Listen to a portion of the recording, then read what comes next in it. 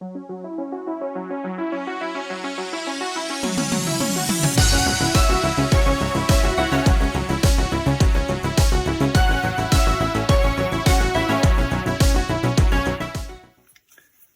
we have an RV, and basically, probably because of COVID, by the way, but there's basically a shortage of gas tanks. So, well, my wife basically asked me to create a hookup for LPG. So, basically step one is the fill neck. So I just bought this angle iron from the hardware store. This will basically just hook up to the bottom of the RV, and this is the fill neck, as you can see, the standard part. So that's going to be on the side of the RV, where this will be in the driving direction, so if it blows shut when you're driving. Just have some bolts through it, and you can just, this end will go to the gas tank with a hose. We'll get to that later. So first, I need to prepare this bracket so that we can actually use to install stuff. And well, of course, all the holes will never line up, but as you can see, one of them lines up, so that's a good start. So basically, this one needs to be drilled out. This one's good, and I already drew part of it on the back side. So basically this, and then we need a really big hole to actually get the main body through. Sorry, put that out of sight. Okay, so if we measure between here and here, well, loosely anyway, that's sort of like 33 millimeter. Yeah, 32 and a half, I guess. No, sorry. Let's say 33 millimeters. So if we look at this, then basically means that our center should be, well, roughly there and roughly there. So given the fact that I don't have a really good drill, this is gonna be moving when I'm drilling. It's gonna take an M5 bolt because these things require M5 lugs. I'm just going to try and drill them M5 and then probably have to sort of fix them later to make sure everything fits nicely. So let's start there. Okay, so this is my professional setup. So because this of course has to be going to be drilled down, I've put a piece of wood underneath, which is of course way too big. And because I'm gonna basically drill incorrectly anyway, I'm basically gonna drill 6 millimeters instead of 5. Also, you have to make sure that your drill clears your piece, and that your drill is basically close enough so that you can actually reach your piece. Okay. Also, I've got a clamp here. The clamp is vital because otherwise, basically, things will just be thrown all over the place. Let me double check if you guys are still in shot.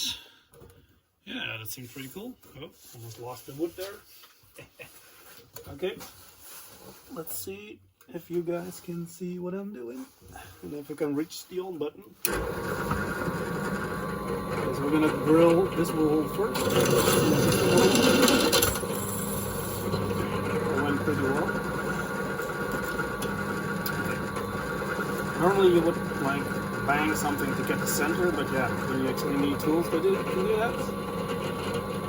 So I'm just gonna wing it.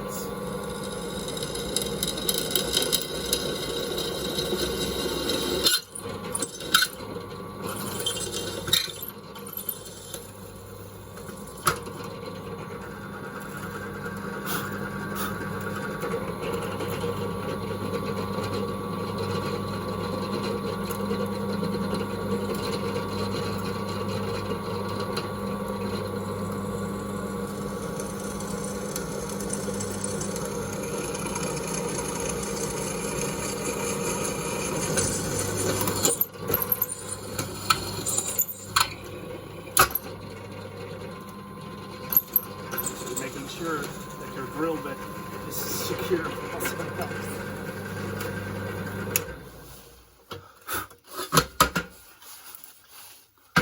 Well, it's a good start. Okay, so I need a tripod for sure. So with this bit, I was thinking about actually using just a saw, but I think I'm gonna get stuck on this bit. Then I can flip it around, of course, and draw it on there. But I think the simplest thing to do is just drill it out, and then just use the file to clean up everything. So that's what I'm gonna do.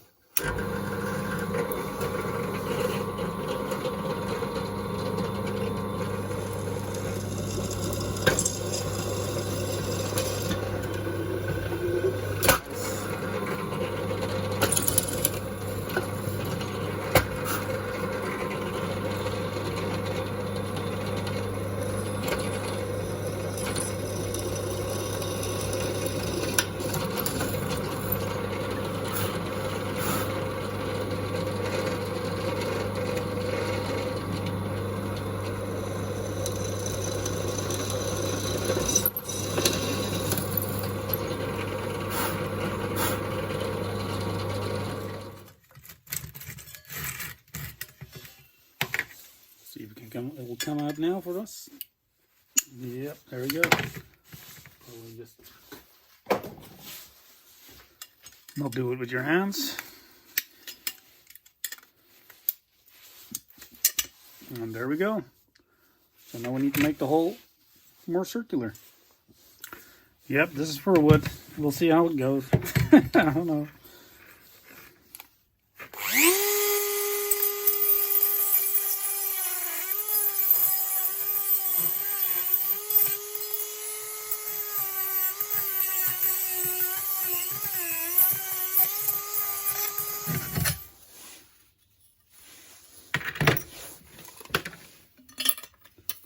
Well, it's getting quite close.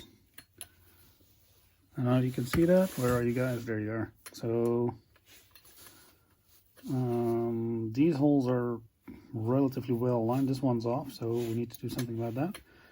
And it doesn't sit flush, but it's also probably because this needs to be behind it. So let's see what happens then. So basically, I would like the whole thing to move that way, yeah. And it can't because it's stuck on this guy and maybe this guy. So let's get a marker. Yeah, so I'd like to take this off. I'd like to take a bit of this off. Or maybe a bit of that, because it's not doing anything anyway.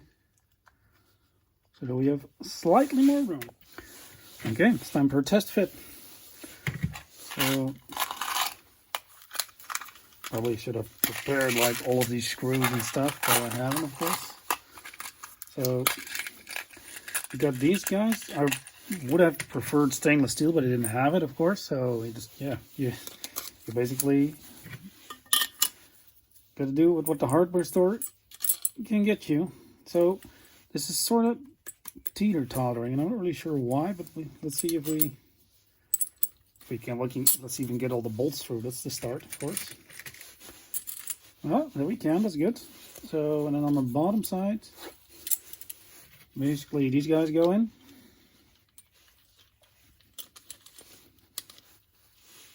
Oh, sorry, you can see. These guys go in here, so that also works. That's nice. And then we basically, I'll show this with one. There's going to be a nut in there. And then they're a bit long, but yeah, we'll probably trim them down a bit. But that looks pretty nice. I'm going to paint this black. And Hemorrhoids, I guess. Not a sponsor. Because, well, mostly because it's underneath a car. So yeah, it's going to need all the protection it can get. And for up top, we're going to be using either pop rivets or bolts as well. I'm not sure. Okay, I'm going to paint it. There we go. So I got this old roller, which is going to be fine for this. Yeah, let's take off the sticker because it's going to be in our way. Or we could just paint over it, of course, but it comes off in one piece. probably better. There we go. Okay. So I took basically all the splinters off there. Got some old paint, which will be fine. Let's give it a bit of a stir.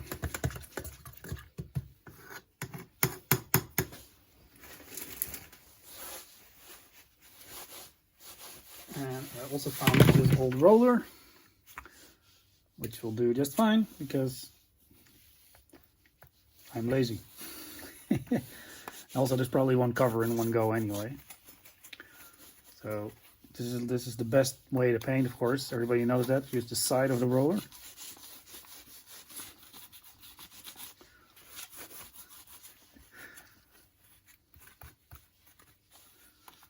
Gives you best coverage of everything. And I'm probably gonna need, oh, where are we? Yeah, because this won't be covered in one go, I guess. We're gonna try it, but it's probably not gonna work. Also, I do need a brush because I can't get into the, oh, I can get into the corners. Awesome. Just dab on a bit more. It's like Bob Ross.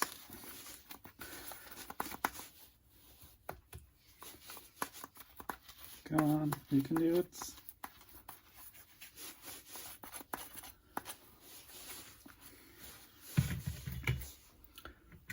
Now for the switch over.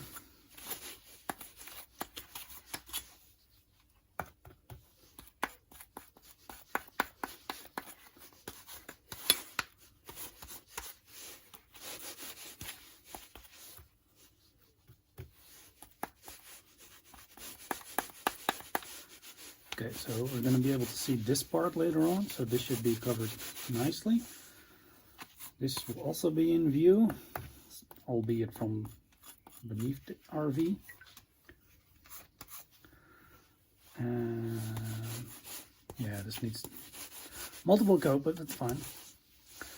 And then this is basically also, this is going to be where we might get some water, so we need to cover this.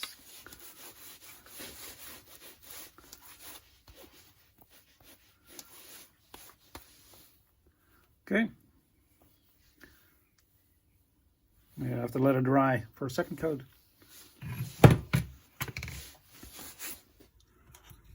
The paint has dried, so we're gonna put it together. I'm gonna double bolt them because, yeah, I make sure basically everything keeps together. Oh, let's align it. Here we go. Oh.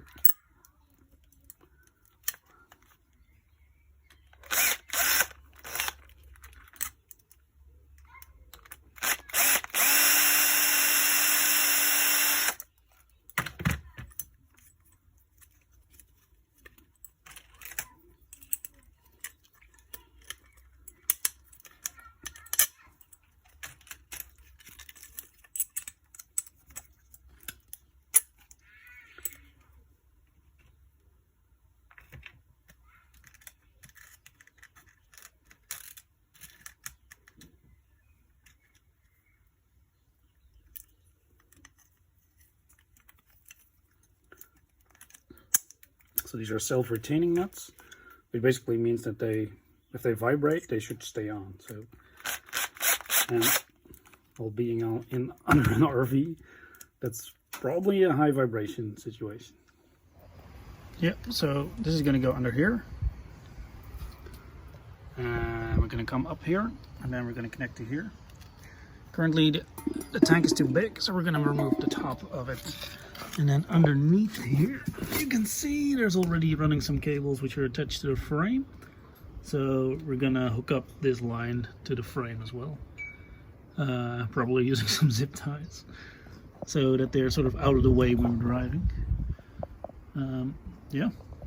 Okay, first dry fit. You can actually still see the gauge just, so that's good.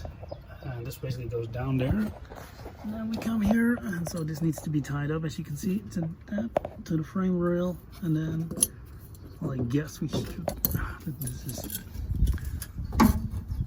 yeah, somewhere here, and then of course without the kink.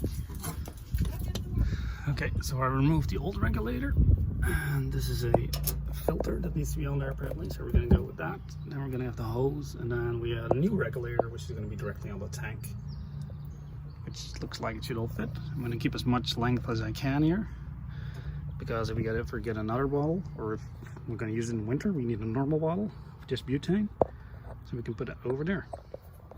Okay, so I don't like the fact that this will be rubbing against this metal, so I got a piece of old drainage pipe that we're going to try to modify to actually make a nice bracket for that. Okay, so this is the plan. This is the original bracket that came off the old one, the old reduction valve, and of course, because this is going to be hooked to the solid line, you want to basically, if somebody moves this around, you don't want the solid line to move around, so this has to be fixed. So I'm going to modify this existing bracket. Of course, I don't have bolts the correct size, so we're going to have to fix that. But basically, I calculated that when this is in, I need to have about 30 centimeters, 30 millimeters of clearance. And then on top, there can be a nut, and this is going to be in here. So basically, I need to screw this in, measure out 30, and then cut it off for both ends. And yeah, that's what we're going to do.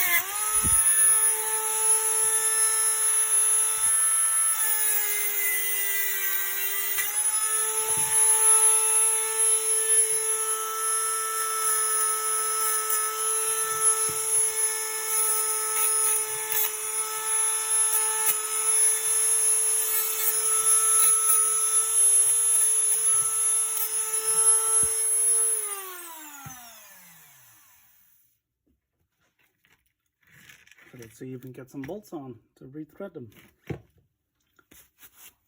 Okay, so this is how it looks. Of course, one of the bolts was crooked.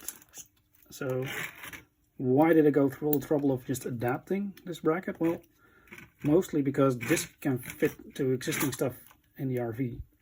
Oh, sorry, I was shot. This can fit in the existing stuff of the RV. So then basically, I know those are solid points that can connect to. And it's usually much easier to modify an existing bracket than to build one from scratch. So let's try it in the RV.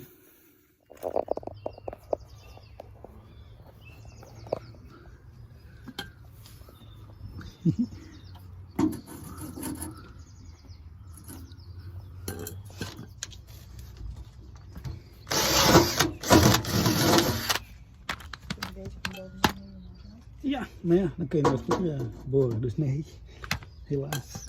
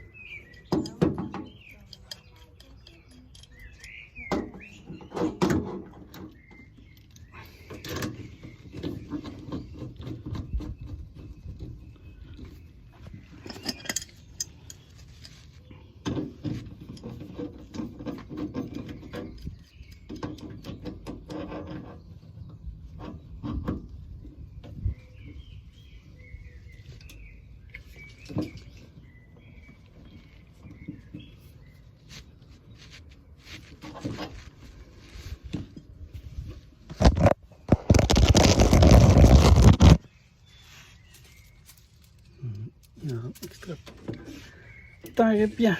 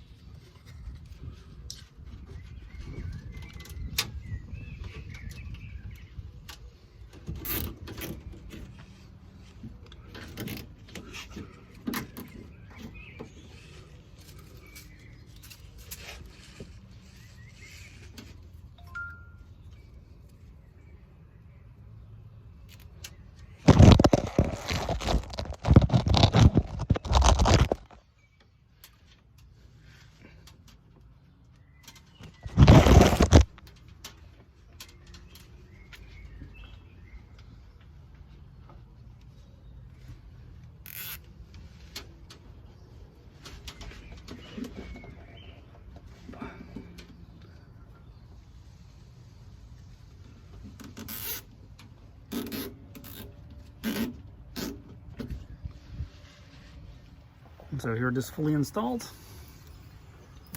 You just turn it open here. And we just filled it at the local gas station, which was a bit tricky because we've never done that before. But it's full. The stove works, so we can test it out during our vacation next week. We still have an old bottle here. We can use that if it doesn't work, or as a backup basically, or if it starts freezing like crazy. And that's it.